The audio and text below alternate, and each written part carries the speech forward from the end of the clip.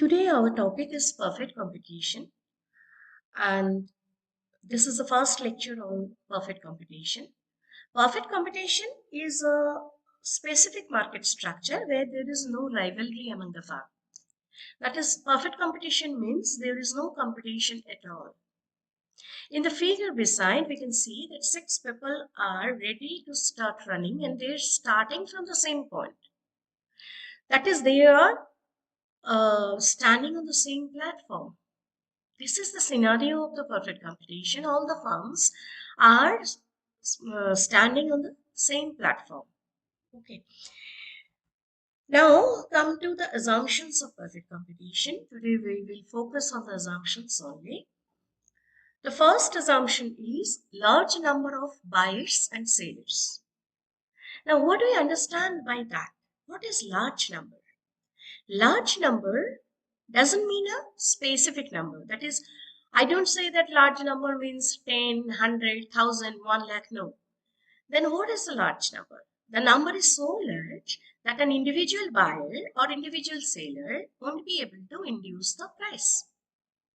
Let us consider one example.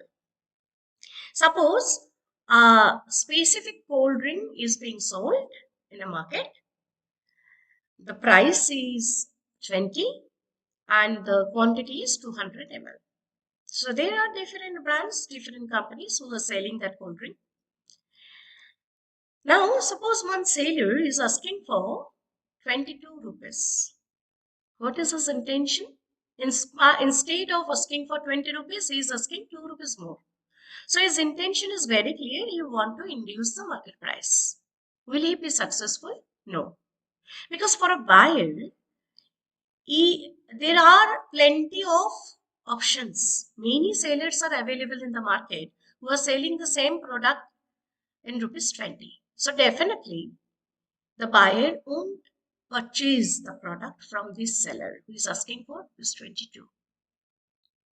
So similarly, we can say that if a buyer tries to tries to induce the price, what will happen? Suppose a buyer is ready to pay rupees 18. He is bargaining with the seller that I will pay rupees 18 only, I won't pay rupees 20. So the seller, what he will say that, okay, well and good, don't pay rupees 18, I will not give you the product. Because the seller knows there are many buyers available in the market who are ready to purchase the same product at rupees 20. So here the buyer's intention was to motivate to manipulate the price. So no manipulations can be done.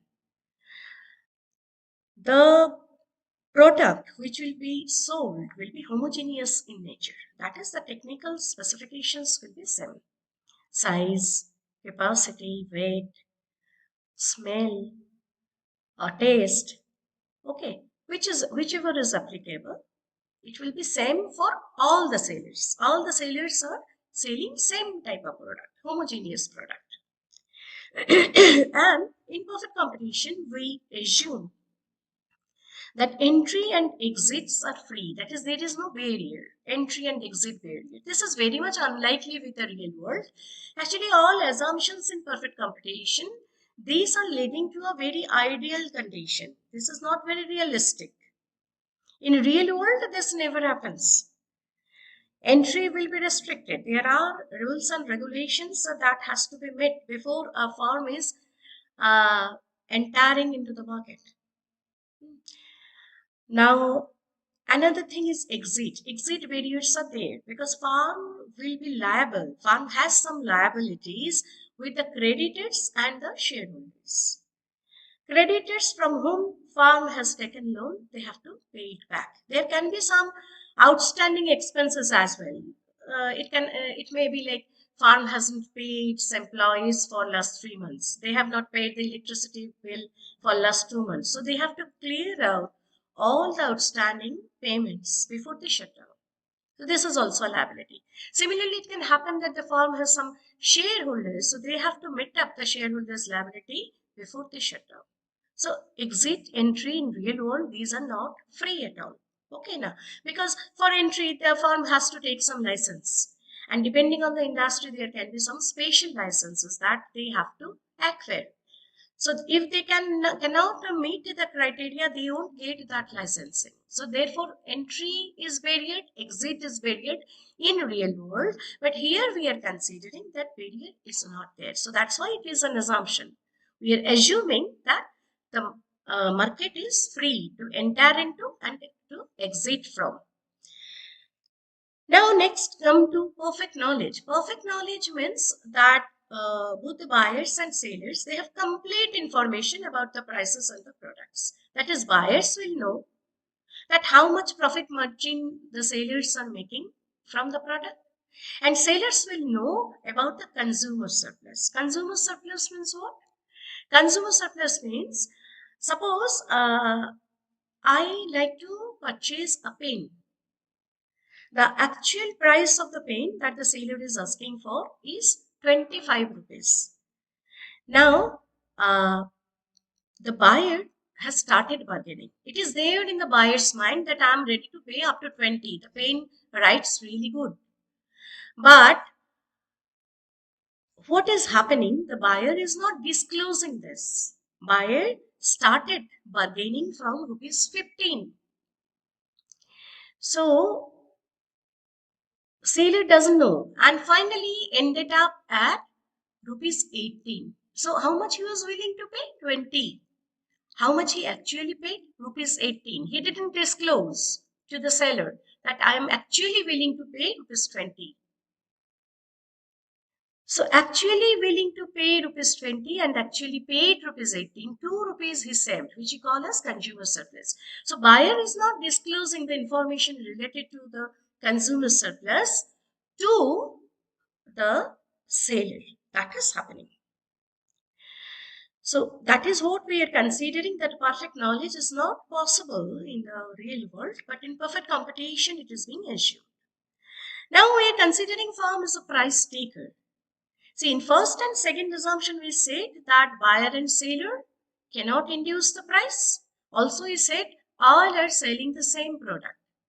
So how the price is being determined? The price will be determined in the market. We'll come to that in the next slide.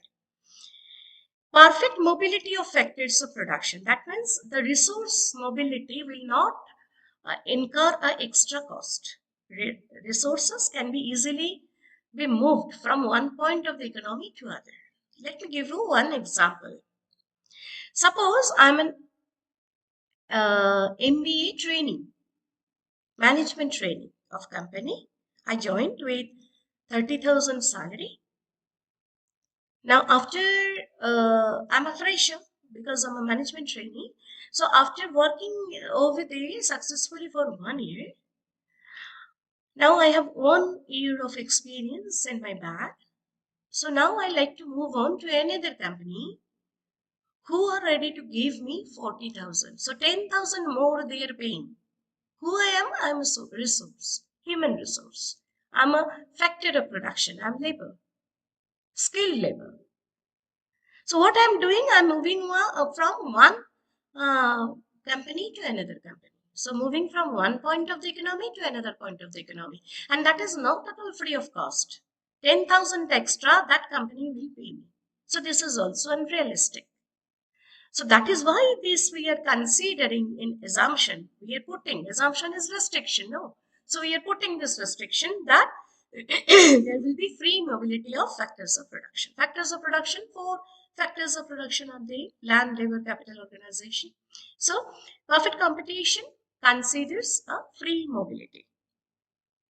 Now next come to, there is no transportation cost. As all the resources are freely mobile, so the question of transportation cost doesn't come. Resources I'm purchasing from the market and that are reaching the factory outlet, which in accounts which we call as carriage inward. That is the transport cost, which I need to pay whenever I am bringing the resource from the market to factory outlet. So here we are saying that no transport cost will be there. That is, no extra cost is there. Whatever are the price of the raw materials, price of the resources, that is the cost only. No additional indirect costs are imposed. Okay, direct or indirect. No additional direct or indirect costs are imposed. Carriage inward is a direct cost, but that is not related with the uh, resource, I mean the raw material. That is an extra transport cost that I have to pay. So here in perfect competition, we are considering there is no extra cost. Next one is the last one, that is no government intervention. That is a perfectly competitive farm will not pay tax. And see, government intervention cannot be there because in third assumption, we have considered that entry and exit is free. So as a firm, whenever I want to enter into, I can enter into the market. No one is restricting me. No one is imposing any criteria. Now, who will impose this criteria? Regulations, acts, who will impose? Definitely government. So if government is not there, there is no question of imposition of this type of criteria. And if government is not there, there will be no taxes. No one is controlling the price. Because actually market is controlling here. We can see in assumption 5, we are seeing farm is a price taker.